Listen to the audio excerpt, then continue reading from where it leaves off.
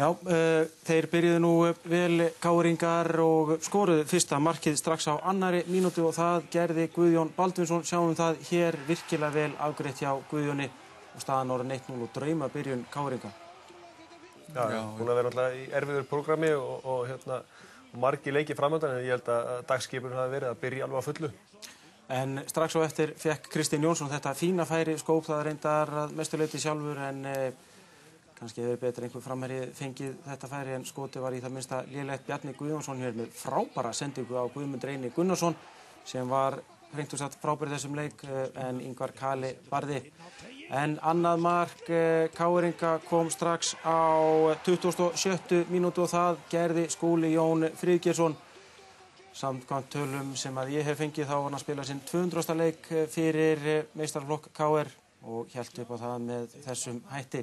Kristinn var aftur á ferðinni nokkrum mínútum síðar en þetta sinn fór boltinn í þverslána og staðan því áfram 2-0. Staðan var 3-0 eftir 42 mínútur. Ingvar Kali í tómu tjónið þarna. Hvað er hann að gera þarna, strákar? Er ekki að skráið þetta ekki algjörlega á hann? Já, mér sýnist reyndar, það sýndist á vellinum að McAllister hafi sleppt í að skalla boltan burtu að það. Já. Og fipa markmanninn. Staðan 3-0 í hálfleik. Blikarnir fengu nokkur færi til þess að bæði jafna og síðan minnka munin. Hér Dylan McAllister á uppáhaldsmínútum seinni hálfleiks en skot hans framhjá. Kristinn Jónsson fékk síðan ágætt færi miðbik seinni hálfleiksins en Hannes Halldórsson sem hefur verið frábær í sumar varði þetta glæsilega. Svokölluð markvarsla þarna.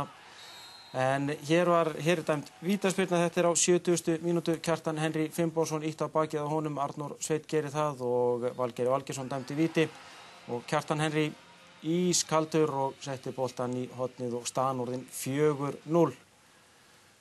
Áfram hélt þetta Magnús Már Lúðvíksson með frábæra sendingu á Guðjón Baldvinsson sem að tók of langan tíma í þetta og Þórður Steinar Hreiðarsson, nýr liðsmaður Blika, náði að trufla þarna. Guðjón var aftur á ferðinni eftir frábæra sendingu frá Óskari Erni en aftur fór skot hans framhjá.